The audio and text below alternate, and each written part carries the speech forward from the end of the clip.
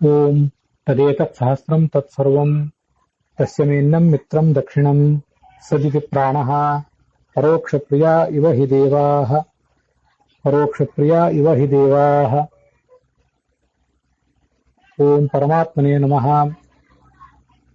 ಇತಿ ಸಿದ್ಧಿ ತ್ವಾಧನಾ ಜಯಂತಂ ನದಂ ವವೋದತೀನಾಂ ಮದೇ ಮದೇ ಅನುಮದಂತಿ ವಿಪ್ರ ನದಯ್ಯೋ ಯುವತೀನಾಂ.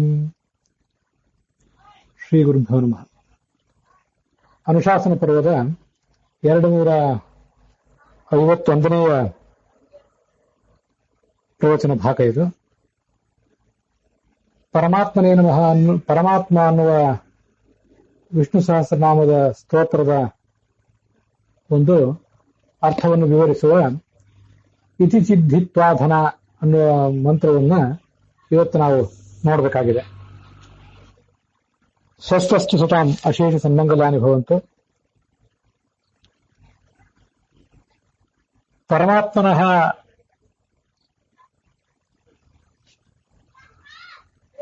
ಲೀಲಾಃ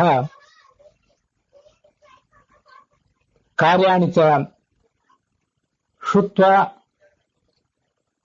ಮತ್ವಾ ಧ್ಯಾತ್ವಾ ಚ ಯೇ ಭಾಗವತಾಃ ವಿಪ್ರಾಃ ಅನುಮದಂತಿ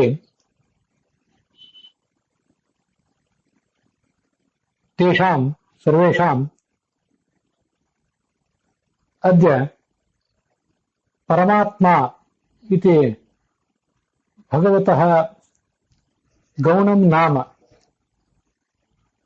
ವ್ಯಾಖ್ಯಾತಿ ಯಃ ಮಂತ್ರಃ ಇತಿ ಸಿದ್ಧಿತ್ವಾಧನ ಇತಿ ಮಂತ್ರಃ ಸ್ವಯಂ ಶ್ರವಣ ವಿಷಯಃ ಭವತಿ.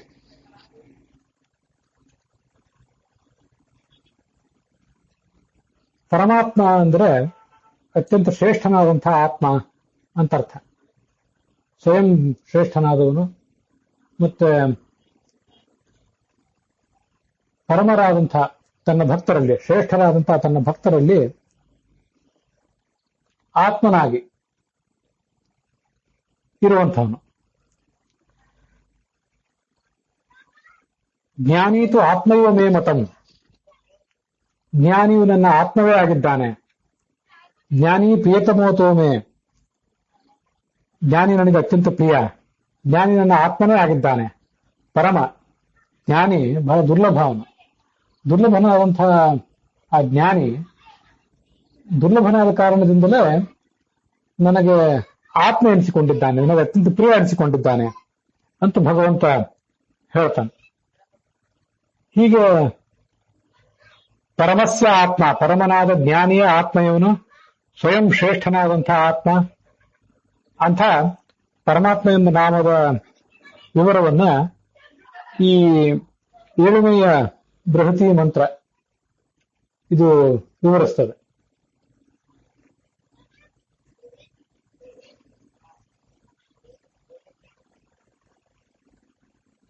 ಭಗವಂತನೇ ಹೇ ಇಂದ್ರ ಅಂತ ಇದಕ್ಕೆ ಸಂಬೋಧನೆ ಇದೆ. ಎಲ್ಲ ಕಡೆ ಹಾಗಿದ್ದೇ ಇದ್ದೇ ಇದೆ.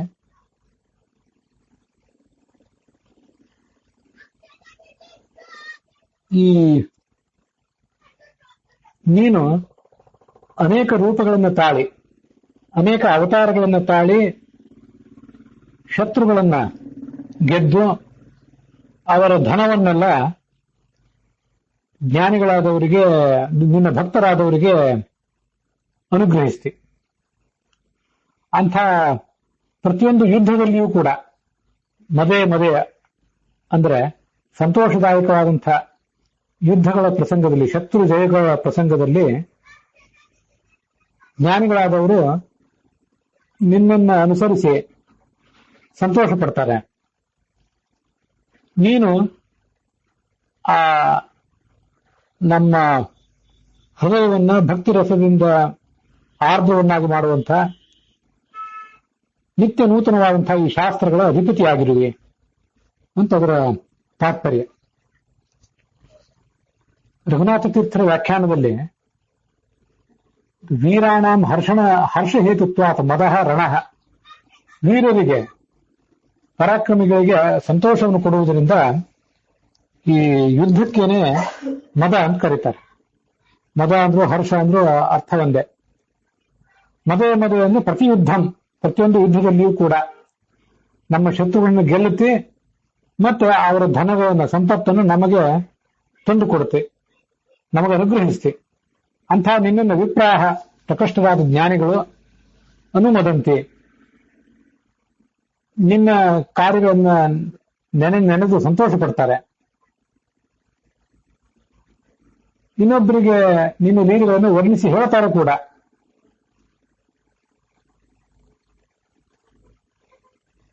ಅಂತ ಹೀಗದರ ತಾತ್ಪರ್ಯ. ಹೀಗೆ ನೀನು ಭಕ್ತರಿಗೆ ಪ್ರಿಯನಾಗಿರುವುದರಿಂದ, ಪರಮೇಶು ಭಕ್ತೇಶು,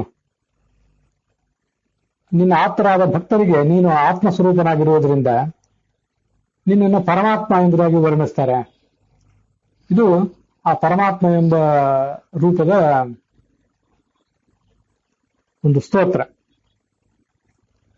ಮದ ಅಂದ್ರೆ ಯುದ್ಧದ ಪ್ರಸಂಗ, ಸಂತೋಷ ಪಡುವಂತಹ ಯುದ್ಧ, ವೀರರಿಗೆ ಸಂತೋಷ ಕೊಡುವಂತಹ ಯುದ್ಧ. ಧನ ಅಂದ್ರೆ ಆ ಶತ್ರುಗಳ ಸೋಲಿನ ಬಳಿಕ ವಶಪಡಿಸಿಕೊಂಡಂತಹ ಧನ ಅಂತ ಹೀಗೆಲ್ಲ ನಾವು ಅರ್ಥ ನೋಡಿದ್ವಲ್ಲ. ಅದಕ್ಕೆ ಹೀಗೂ ಒಂದು ಅರ್ಥ ಮಾಡಬಹುದು ಅಂತ ಕಾಣಿಸ್ತು ನನಗೆ. ಇಲ್ಲಿ ಈ ಪರಾಕ್ರಮಿಗಳಿಗೆ ಸಂತೋಷ ಕೊಡುವಂತಹ ಯುದ್ಧ ಅಂತ ಮಾತ್ರ ಅಲ್ಲ, ನಮಗೆ ನಾವು ಮಾಡುವಂತಹ ಪ್ರತಿಯೊಂದು ಜ್ಞಾನ ಕಾರ್ಯ, ನಾವು ಮಾಡುವಂತಹ ಶ್ರವಣ, ಅಧ್ಯಯನ, ಮತ್ತೆ ಅದರ ಮನನ, ಮುಂದೆ ಮಾಡುವಂತಹ ಧ್ಯಾನ, ಈ ಎಲ್ಲ ಭಗವಂತನ ಗುಣಗಳನ್ನ ಚಿಂತಿಸ್ತಾ ನಾವು ಮಾಡುವಂತಹ ಅರ್ಚನ ಮತ್ತು ಪ್ರಾರ್ಥನಾ. ಅರ್ಚನೆ ಅಂದ್ರೆ ಪ್ರತಿಮಾ ಪೂಜೆ, ಪ್ರಾರ್ಥನೆ ಅಂದ್ರೆ ಶ್ರವಣ ಮನನ ಮೊದಲಾದದ್ದು. ಇದು ಕೂಡ ಒಂದು ಮದವೇ. ಯಾಕೆಂದ್ರೆ ನಮಗೆ ಸಂತೋಷವನ್ನು ಕೊಡುವಂತಹ ಒಂದು ಪ್ರಸಂಗ ಇದು. ಯುದ್ಧ, ಖಡ್ಗ, ಬಿಲ್ಲು, ಬಾಣ ಇತ್ಯಾದಿಗಳನ್ನು ಹಿಡಿದು ಮಾಡುವಂತಹ ಯುದ್ಧವೇ ಆಗಬೇಕಾಗಿಲ್ಲ. ನಮ್ಮಂಥವರು ನಿತ್ಯ ಮಾಡುವಂತಹ ಈ ಅನೇಕ ಕಾರ್ಯಗಳೇನಿವೆ ಇವು ಎಲ್ಲ ಮದಗಳೇ. ಯಾಕೆಂದ್ರೆ ಸಂತೋಷದ ಪ್ರಸಂಗಗಳಿವು.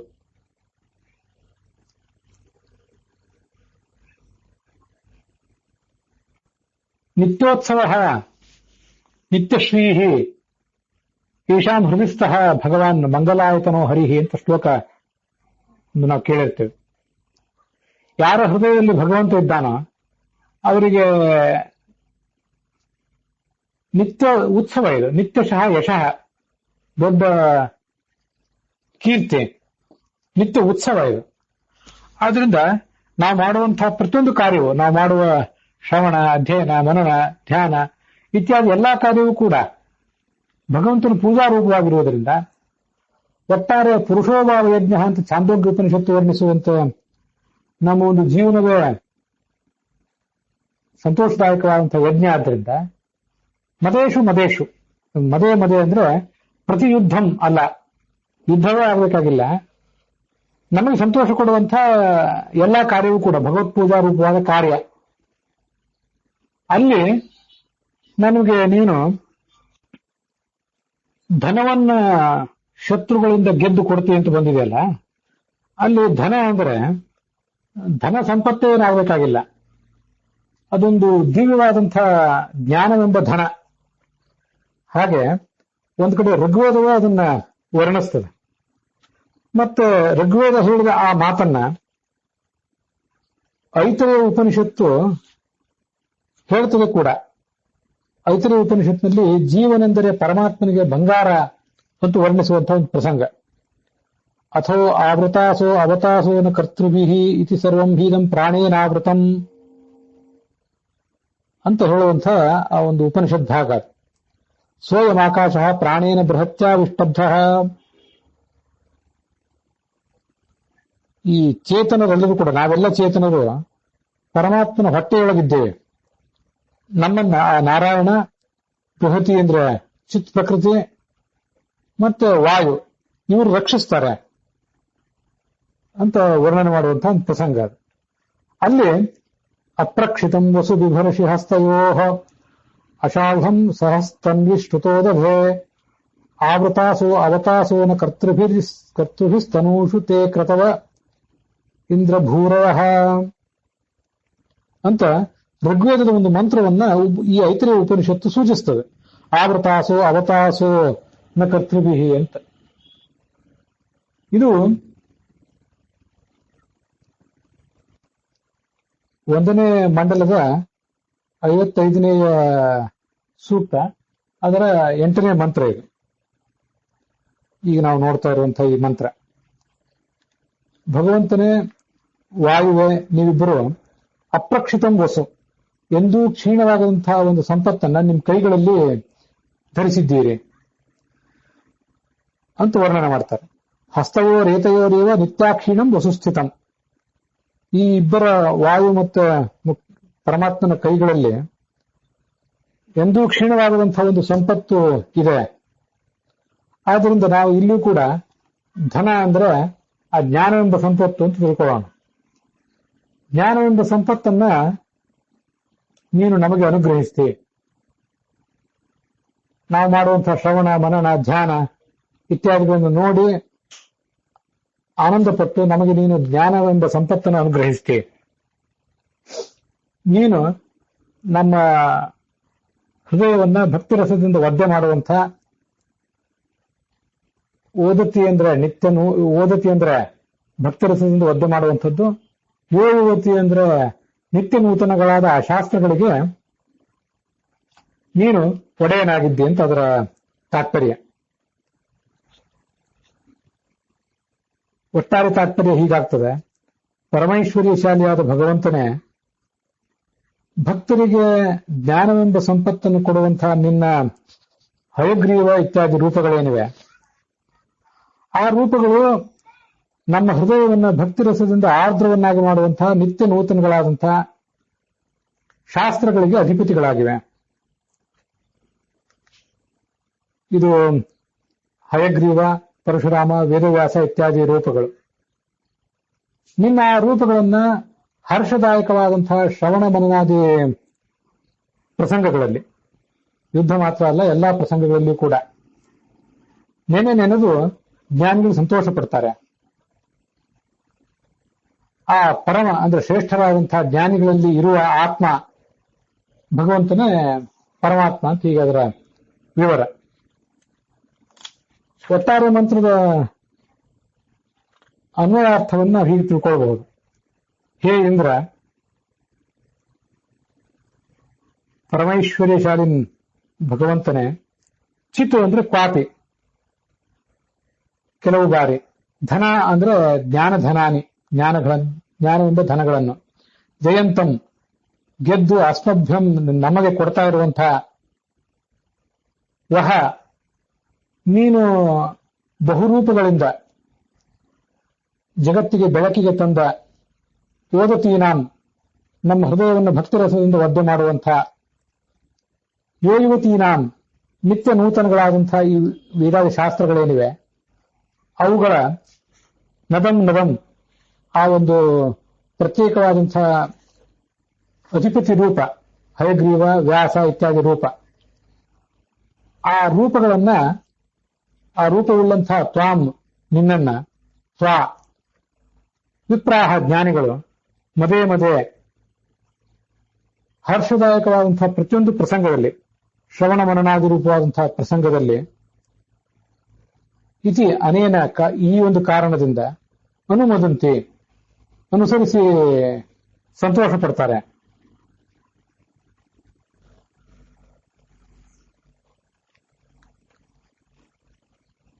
ಇದು ಆ ಮಂತ್ರದ ಒಟ್ಟಾರೆ ಅರ್ಥ.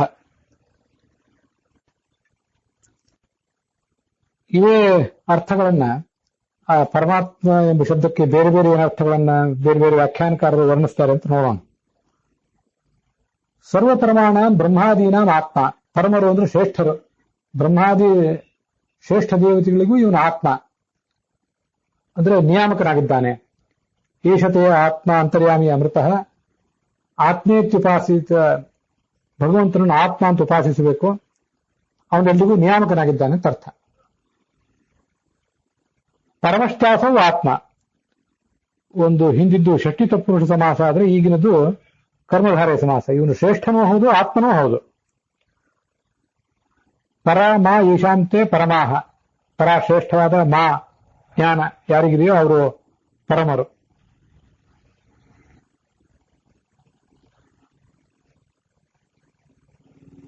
ಆ ಪರಮರಿಗೆ ಅಂತ ಜ್ಞಾನಿಗಳಾದ ಭಕ್ತರಿಗೆ ಈತ ಆತ್ಮನಾಗಿದ್ದಾನೆ. ಪರ ಶ್ರೇಷ್ಠಳಾದ ಮಾ ಅಂದ್ರೆ ಲಕ್ಷ್ಮೀದೇವಿ, ಅವಳಿಗೆ ಇವನು ಆತ್ಮ ಇನ್ನೊಂದರ್ಥ.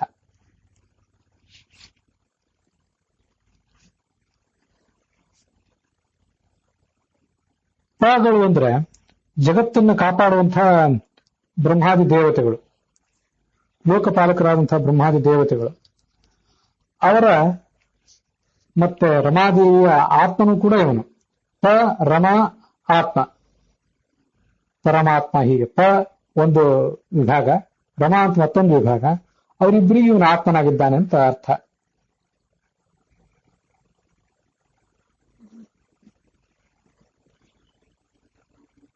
ಮಾ ಅಂದ್ರೆ ಜ್ಞಾನ ಅಂತ ಅರ್ಥ, ಯಥಾರ್ಥ ಜ್ಞಾನ ಅಂತ ಅರ್ಥ. ಪರ ಅಂದ್ರೆ ಪರತತ್ವ, ಪರಬ್ರಹ್ಮ. ಆ ಪರಬ್ರಹ್ಮನ ಕುರಿತಾದಂತಹ ಒಂದೇನು ತತ್ವಜ್ಞಾನ ಇದೆ, ಅವರೇ ಆ ತತ್ವಜ್ಞಾನವನ್ನು ಗಳಿಸಿದವರೇ ಪರಮರು.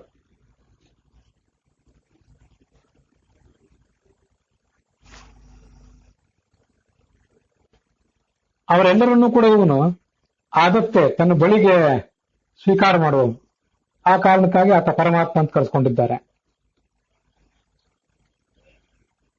ಪರಮರಾದಂತಹ ಚತುರ್ಮುಖ ರುದ್ರ ಮೊದಲಾದ ದೇವತೆಗಳನ್ನು ಕೂಡ ಪ್ರಳಯ ಕಾಲದಲ್ಲಿ ಹತ್ತಿ ತಿನ್ನುತ್ತಾನೆ. ಹೆಚ್ಚ ಆಪ್ನೋತಿ, ಹೆಚ್ಚ ಆದತ್ತೆ, ಹೆಚ್ಚ ಹತ್ತಿ ವಿಷಯ ನಿವಹ ಇತ್ಯಾದಿ ಕಾರಣ ಇತ್ಯಾದಿ ಪ್ರಮಾಣಕ್ಕನುಸಾರವಾಗಿ ಅತ್ತೀತಿ ಆತ್ಮ, ತಿನ್ನುವವನು ಆತ್ಮ, ಎಲ್ಲರನ್ನೂ ತಿನ್ನುವವನು.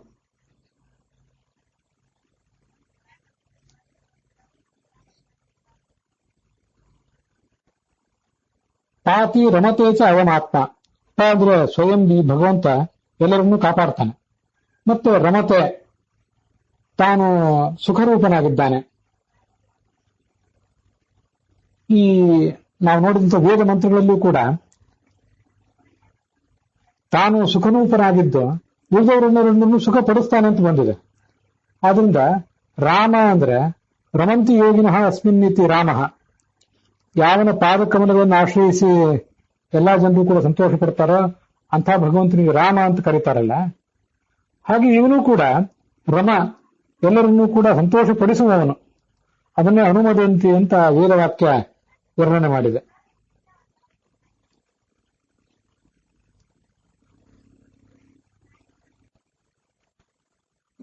ಪರಮಾತ್ಮ ಅನ್ನೋದಕ್ಕೆ ಪರ ಅಂದ್ರೆ ಶ್ರೇಷ್ಠ.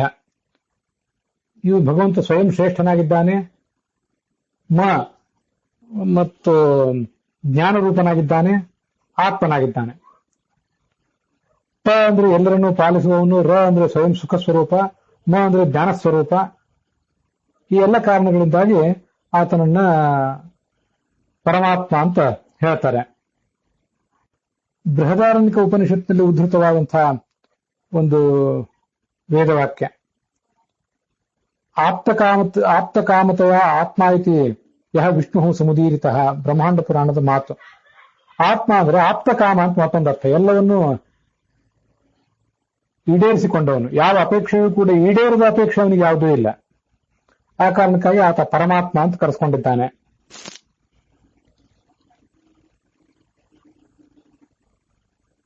ಭಿನ್ನ ಭಿನ್ನ ಸ್ವಭಾವವುಳ್ಳಂತಹ ಜೀವರಿಗೆ ಮಾ ಅಂದ್ರೆ ಜ್ಞಾನ ಆತನಿಂದ ಬರಬೇಕು. ಪರೇಶಾಂ ಸ್ವಭಿನ್ನಾನಾಂ ಜೀವಾನಾಂ ಮಾ ಜ್ಞಾನಂ ಯಸ್ಮಾತ್ ಸಹ ಪರಮಃ. ಆನಂದಾನುಭವತ್ವಾಚ್ಚ ನಿರ್ದೋಷತ್ವಾಚ್ಚ ಭನ್ಯತೆ ನಿತ್ಯತ್ವಾಚ್ಚ ತಥಾತ್ಮೇತಿ ವೇದವಾದಿಭಿರೀಶ್ವರಃ. ಅದು ಬೃಹದಾರಣ್ಯಕ ಉಪನಿಷತ್ನಲ್ಲೇ ಬಂದಿರುವಂತಹ ಮತ್ತೊಂದು ಉಲ್ಲೇಖ. ಸ್ವಯಂ ಇವನು ಆನಂದ ಸ್ವರೂಪ, ನಿರ್ದೋಷನಾದವನು, ಮತ್ತೆ ನಿತ್ಯನೂ ಕೂಡ ಆದವನು. ಆದ್ರಿಂದ ವೇದಜ್ಞರಾದವರು ಇವನನ್ನ ಪರಮಾತ್ಮ ಅಂತ ವರ್ಣಿಸ್ತಾರೆ, ಆತ್ಮ ಅಂತ ಹೇಳ್ತಾರೆ. ಕೇವಲ ಆತ್ಮ ಮಾತ್ರ ಅಲ್ಲ, ಶ್ರೇಷ್ಠನಾದ ಆತ್ಮ. ಆದ್ರಿಂದ ಇವನು ಪರಮಾತ್ಮ ಆಗಿದ್ದಾನೆ. ದೇವ ಋಷಿ ಪಿತೃಪಾಹ ನರಾಹ ಅಂತ ಹೇಳಿ ಈ ಭಗವದ್ಭಕ್ತರಾದವರು ದೇವತೆಗಳು, ಋಷಿಗಳು, ಪಿತೃಗಳು, ಪಗಳು ಅಂದ್ರೆ ಚಕ್ರವರ್ತಿಗಳು, ಮತ್ತೆ ನರರು ಅಂತ ಹೀಗೆ ವಿಭಾಗ ಇದೆ. ಆದ್ದರಿಂದ ಈ ಚಕ್ರವರ್ತಿಗಳಲ್ಲಿ ಪಗಳಲ್ಲಿ ತಾನು ರಾಜರಾಜೇಶ್ವರ ಎಂಬ ರೂಪದಿಂದ ಇದ್ದು, ಪೇಶು ಅಂದ್ರೆ ಚಕ್ರವರ್ತಿಷು ರಾಜರಾಜೇಶ್ವರ ರೂಪದಿಂದ ಇದ್ದು ಈ ಜಗತ್ತನ್ನ ಅವರ ಮೂಲಕ ಆಳಿಸಿ ಸಂತೋಷಪಡಿಸ್ತಾನೆ, ವಿಹರಿಸ್ತಾನೆ. ಆ ಕಾರಣಕ್ಕಾಗಿ ಆತನನ್ನ ಪರಮ ಅಂತ ವರ್ಣನೆ ಮಾಡ್ತಾರೆ.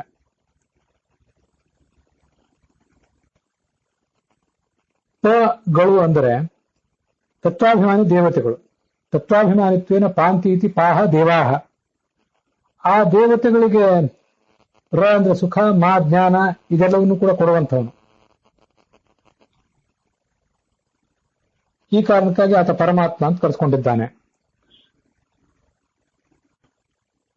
ಉತ್ತಮ ಪುರುಷಸ್ತ್ವನ್ಯ ಪರಮಾತ್ಮೇತ್ಯುದಾಹೃತ ಅಂತ ಈ ಉತ್ತಮ ಪುರುಷನಾದ ಪರಮಾತ್ಮನನ್ನೇ ಪರಮಾತ್ಮ ಎಂಬುದಾಗಿ ಶಾಸ್ತ್ರಗಳು ವರ್ಣಿಸ್ತವೆ.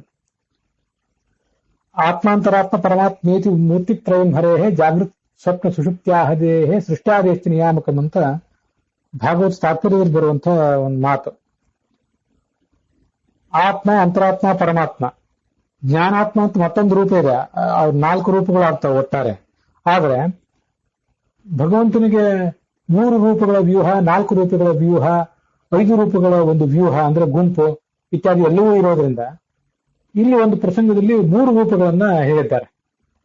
ಅವು ಯಾವ್ಯಾವ ರೂಪಗಳು ಏನೇನು ಕಾರ್ಯಗಳನ್ನು ಮಾಡ್ತವೆ ಅಂದ್ರೆ, ಜಾಗೃತ್ ಅವಸ್ಥೆಗೆ ಆತ್ಮ ಅನ್ನುವ ರೂಪ ನಿಯಾಮಕ, ನಮ್ಮ ಕನಸಿಗೆ ಅಂತರಾತ್ಮ ರೂಪ ನಿಯಾಮಕ, ಮತ್ತೆ ನಮ್ಮ ನಿದ್ರೆಗೆ ಪರಮಾತ್ಮ ಅನ್ನುವ ರೂಪ ನಿಯಾಮಕ, ಮತ್ತೆ ಸೃಷ್ಟ್ಯಾದೇಶ್ಚ ನಿಯಾಮಕಂ.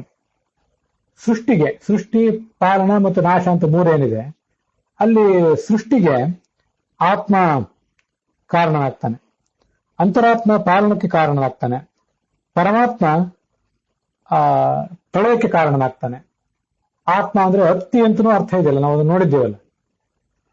ಎಚ್ಚ ಆತ್ಮೋತಿ ಯದಾಗತ್ತಿ ಎಚ್ಚ ಹತ್ತಿ ಹೀಗೂ ಅರ್ಥ ಇರೋದ್ರಿಂದ ಪ್ರಳಯ ಕಾಲದಲ್ಲಿ ಎಲ್ಲವನ್ನೂ ತಿನ್ನುತ್ತಾನೆ, ತನ್ನ ಹೊಟ್ಟೆಯಲ್ಲಿ ಎಲ್ಲವನ್ನು ಹಾಕೊಂಡು ಬಿಡ್ತಾನೆ. ಆದ್ರಿಂದ ಅವನು ಪರಮಾತ್ಮ ಆ ಪ್ರಳಯಕ್ಕೆ ಕಾರಣನಾಗಿದ್ದಾನೆ, ಮತ್ತೆ ನಿದ್ರೆಗೂ ಕೂಡ ಕಾರಣನಾಗಿದ್ದಾನೆ.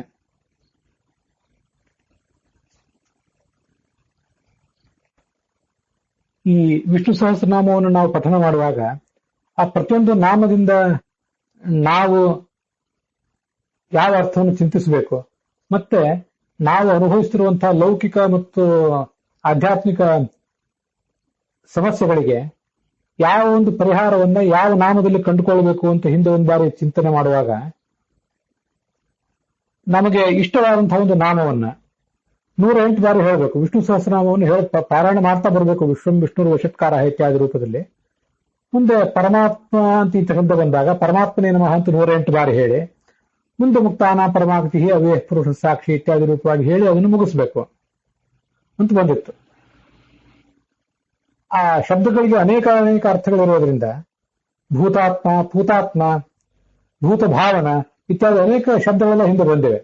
ನಮಗೆ ನಾವಿರುವ ಯಾವ ಪ್ರಸಂಗದಲ್ಲಿ ಯಾವ್ಯಾವ ವ್ಯಕ್ತಿಗಳಿಗೆ ಯಾವ ನಾಮ ಮನಸ್ಸಿಗೆ ಹಿಡಿಸ್ತವ, ನಮ್ಮ ಸಮಸ್ಯೆಗಳನ್ನ, ನಮ್ಮ ಕಷ್ಟಗಳನ್ನ ಪರಿಹರಿಸಿ ನಮ್ಮನ್ನ ಎತ್ತಿ ಹಿಡಿತದೋ ಅಂತ ನಾಮವನ್ನು ಹೇಳ್ತಾ ಹೋಗ್ಬೇಕು. ಭೂತ ಭಾವನ ಅಂತ ಬಂತು. ಎಲ್ಲಾ ಭೂತಗಳು, ಎಲ್ಲಾ ಜೀವಗಳು, ಅವುಗಳ ಭಾವಗಳು, ಮನಸ್ಸಿನ ಅಂತರಂಗದ ಭಾವನೆಗಳು, ಅವುಗಳನ್ನ ಆ ಭಾವನೆಗಳನ್ನು ವ್ಯಕ್ತ ಮಾಡುವವನು ಅಂತ ಇಂಥ ಒಂದು ಅಭಿಪ್ರಾಯ ಬಂತು. ಭೂತಾತ್ಮ ಅಂತ ಬಂತು, ಎಲ್ಲರನ್ನೂ ಪವಿತ್ರ ಮಾಡುವವನು ಅಂತ. ಯಾವುದಾದ್ರೂ ಅಪಾವಿತ್ರಕ್ಕೆ ನಾವು ಒಳಗಾಗಿದ್ರೆ ಅಂಥ ಅಪಾವಿತ್ರವನ್ನು ಪರಿಹರಿಸುವಂತ ಆ ಭೂತಾತ್ಮ ಎಂಬ ಶಬ್ದದಿಂದ ಕೇಳಿಕೊಳ್ಬೇಕು. ಪರಮಾತ್ಮ, ಈ ಜಗತ್ತಿನಲ್ಲಿ ಅತ್ಯಂತ ಶ್ರೇಷ್ಠನಾದವನು ನೀನು ಅಂತ ಉಪಾಸಿಸಬೇಕು. ಮತ್ತೆ ಜ್ಞಾನೀತ ಆತ್ಮೈವ ಮೇ ಮತಂ ಅಂತ ನೀನೇ ಭಗವದ್ಗೀತಾದಲ್ಲಿ ಹೇಳಿರುವುದರಿಂದ ಅಂದ್ರೆ ಎಲ್ಲರನ್ನು ಪಾಲಿಸುವ ಪರಮಾತ್ಮ, ಅವನಲ್ಲಿ ರಮ ಸಂತೋಷದಿಂದ ಇರುವಂತಹ ಆ ಭಗವಂತನಲ್ಲಿ ಮನಸ್ಸಿಟ್ಟು ಸಂತೋಷದಿಂದ ಕಾಲ ಕಳೆಯುವಂತಹ ಭಕ್ತ ಏನಿದ್ದಾನೆ, ಆ ಭಕ್ತನೇ ಪರಮಃ ಆತ್ಮ ಯಶ ಸಹ ಪರಮಾತ್ಮ. ಜ್ಞಾನೀತು ಆತ್ಮ ಇವ ಮೇಮತಂ. ಜ್ಞಾನಿಯೇ ಆ ಭಗವಂತನಿಗೆ ಒಬ್ಬ ಆತ್ಮ, ಅತ್ಯಂತ ಅಂತರಂಗದ ಒಂದು ಸತ್ತದು. ಅಷ್ಟು ಪ್ರೀತಿಯಿಂದ ಆ ಭಗವಂತ ಆ ಜ್ಞಾನಿಯನ್ನು ಕಾಪಾಡ್ತಾನೆ ಅಂತ ಹೇಳಿ ಶಾಸ್ತ್ರ ಭಗವದ್ಗೀತಾ ಹೇಳ್ತದೆ.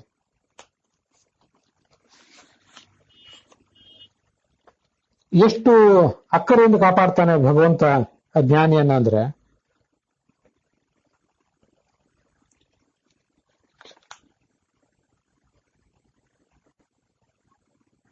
ಬಂಗಾರದಿಂದ ತುಂಬಿದಂತಹ ಒಂದು ಕುಂಭ ಮೊದಲಾದವುಗಳನ್ನು ಧನಿಕರು ಭೂಮಿಯೊಳಗೆ ಮುಚ್ಚಿಟ್ಟು ಅದನ್ನ ಯಾವತ್ತೂ ಕಾಪಾಡ್ತಾ ಇರ್ತಾರೆ. ಹಾಗೆ ಚೇತನರನ್ನ ಈ ಮಹತ್ತತ್ವ, ಅಹಂಕಾರ ತತ್ವ ಇತ್ಯಾದಿ ತತ್ವಗಳನ್ನು ಮುಚ್ಚಿಟ್ಟು ತಮ್ಮ ದೇಹದೊಳಗೆ ಸುರಕ್ಷಿತವನ್ನಾಗಿ ಮಾಡಿದ್ದಾನೆ ಈ ಪರಮಾತ್ಮ ಅಂತ ಐತರೇಯ ಭಾಷೆ ವರ್ಣನೆ ಮಾಡ್ತದೆ. ಅದಕ್ಕಾಗಿ ಹಸ್ತಯೋರೇತಯೋರೇವ ನಿತ್ಯಾಕ್ಷೀಣಂ ವಸುಸ್ಥಿತಂ ಅಂತ ಬಂದಿದೆ. ಆವೃತಾಹ ಸರ್ವಜೀವಾಹಿ ಯಥೈವ ಕನಕಾವಟಾಹ. ಕನಕ ಅಂದ್ರೆ ಬಂಗಾರ. ಆ ಬಂಗಾರದ ಕೆಲವು ಕುಂಭಗಳು ತುಂಬಾ ಸುರಕ್ಷಿತವಾಗಿರ್ತವೆ. ಆದ್ರೆ ಯಜಮಾನರು ಅದನ್ನ ಬೇರೆ ಯಾರಿಗೂ ತಿಳಿಯದಂತೆ, ಹೆಂಡತಿ ಮಕ್ಕಳಿಗೂ ತಿಳಿಯದಂತೆ ಸುರಕ್ಷಿತವಾದ ಸ್ಥಳದಲ್ಲಿ ಇಟ್ಬಿಟ್ಟಿರ್ತಾರೆ. ಹಾಗೆ ಜೀವರನ್ನು ಕೂಡ ಹರಿವಾಯುಗಳು ತಮ್ಮ ಉದರದೊಳಗಿಟ್ಟು ಕಾಪಾಡ್ತಾರೆ. ಆಚ್ಛಾದ್ಯಂತೆ ವಿತ್ವದ್ಭಿ ತಾಭ್ಯಾಮೇವ ಚ ಚೇತನಾಹ ಆವೃತಾಹ ಮಹಾವಾದ್ಯಯಿಸ್ತು. ನಮಗೆ ಆವೃತವಾಗಿ ಲಿಂಗ ದೇಹ ಇದೆ, ಅನಿರುದ್ಧ ದೇಹ ಇದೆ, ಭೌತ ದೇಹ ಇದೆ, ಮಹತ್ತತ್ವ, ಅಹಂಕಾರ ತತ್ವ, ಪಂಚಮಹಾಭೂತಗಳು, ಇವೆಲ್ಲ ತತ್ವಗಳು ನಮ್ಮನ್ನ ಆವರಿಸಿಕೊಂಡಿವೆ. ನಮಗೆ ಅನೇಕ ಬಾರಿ ಅನಿಸ್ತಿರ್ತದೆ ಈ ಒಂದು ಪಾಂಚಭೌತಿಕ ದೇಹ ಇದೆಲ್ಲ ನಮಗೆ ಬಂಧಕವಾಗಿದೆ, ಈ ಒಂದು ಬಂಧನ ಇದೊಂದು ನಮಗೆ ಹಿಂಸೆ ಅಂತ ನಮಗೆ ಅನ್ನಿಸಬಹುದು. ಆದ್ರೆ ಶಾಸ್ತ್ರ ಅದನ್ನು ಹೇಳ್ತದೆ, ಮಹತ್ತತ್ವ ಮೊದಲಾದ ತತ್ವಗಳ ಆವರಣದಲ್ಲಿ ನಾವೇನಿದ್ದೇವಲ್ಲ, ಇದು ಭಗವಂತ ನಮ್ಮನ್ನು ರಕ್ಷಿಸಿರುವಂತಹ ಒಂದು ವಿಧಾನ ಅಂತ ತಿಳ್ಕೊಳ್ಬೇಕು. ಅದನ್ನೇ ಆವೃತಾಸಹ ಅವತಾಸಹ ಅಂತ ಆ ಋಗ್ವೇದದ 1ನೇ ಮಂಡಲದ ಆ ಮಂತ್ರ ಹೇಳಿದೆ. ಅದನ್ನ ಉಪನಿಷತ್ತು, ಐತರೇಯ ಉಪನಿಷತ್ತು ವರ್ಣಿಸಿದೆ. ಹೀಗೆ ಅತ್ಯಂತ ಅಕ್ಕರೆಯಿಂದ ಆ ಜೀವನನ್ನ ಬಂಗಾರದಂತೆ ಭಗವಂತ ಕಾಪಾಡ್ತಾನೆ ಅಂತ ಶಾಸ್ತ್ರ ಹೇಳಿದೆ. ಹೀಗೆ ಪರಮಃ ಆತ್ಮ ಯಶ ಸಹ ಪರಮಾತ್ಮ.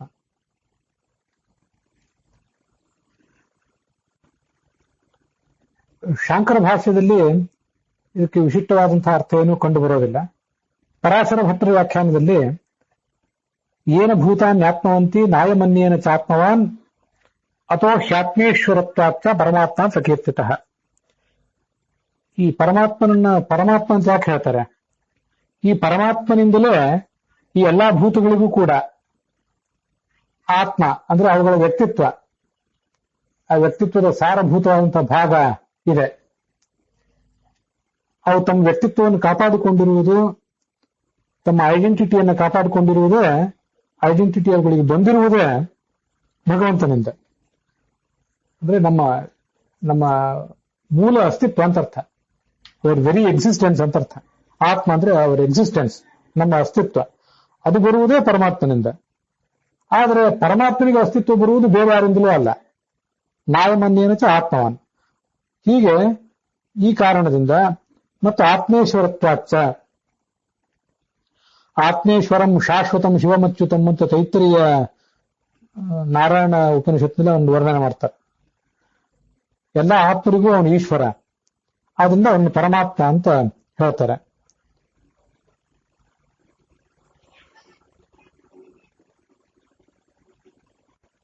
ಸತ್ಯಸಂಧರ ವ್ಯಾಖ್ಯಾನದಲ್ಲಿಯೂ ಕೂಡ ಹೆಚ್ಚಾತ್ಮೋತ್ತಿ ಯದಾಗತ್ತೆ ಎನ್ನುವ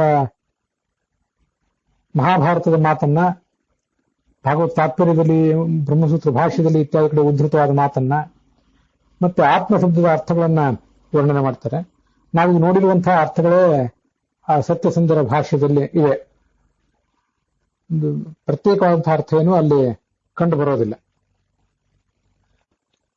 ಆತ್ಮ ಶಬ್ದಕ್ಕೆ ಸ್ವಯಂ ಪ್ರಕಾಶ, ಪರಮಾತ್ಮ ಎಂಬ ಶಬ್ದಕ್ಕೆ ಸ್ವಯಂ ಪ್ರಕಾಶ, ಬೇರೆಯವರ ನೆರವಿಲ್ಲದೆ ತಾನೇ ಪ್ರಕಾಶಿಸುವವನು, ತಾನೇ ತನ್ನ ಜ್ಞಾನವನ್ನು ಪಡ್ಕೊಳ್ಳುವಂತವನು ಅಂತ ಹೀಗೊಂದು ಅರ್ಥವೂ ಕೂಡ ಬೇರೆ ಬೇರೆ ಕಡೆ ಕಂಡು ಬರ್ತದೆ. ಇಲ್ಲಿಗೆ ಈ ಭಾಗ ಸಮಾಪ್ತಿಯನ್ನು ಕಾಣ್ತಾ ಇದೆ.